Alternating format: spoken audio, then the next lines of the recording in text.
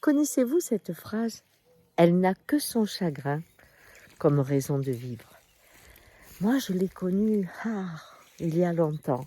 Je devais avoir une dizaine d'années. C'était dans les années 66, à peu près 67.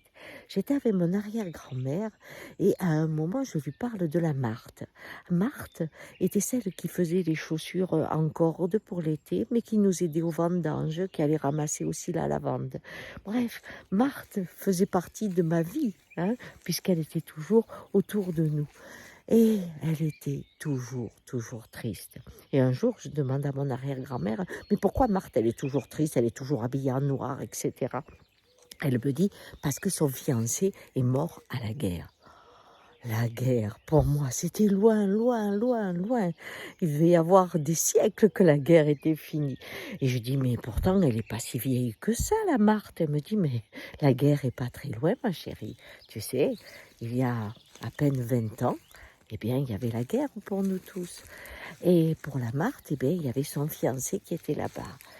Et c'est ce jour-là que ma grand-mère m'a dit, tu vois, il n'est pas revenu, mais son chagrin, elle le porte toujours. Je dis, mais quand même, elle aurait pu en trouver un autre. Oh non, tu as des gens qui ont que leur chagrin, qui leur permet d'avancer au jour le jour.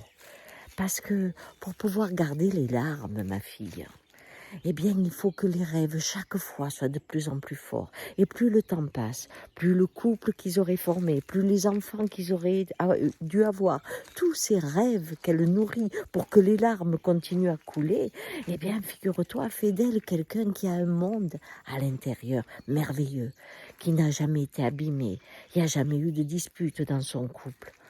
Alors, je regardais mon arrière-grand-mère et je lui dis, mais alors Marthe, elle rêve tout le temps, eh bien ça la rend triste, il vaudrait mieux qu'elle vive un peu, elle pleurerait moins, elle rirait moins, mais quand même elle vivrait, quoi.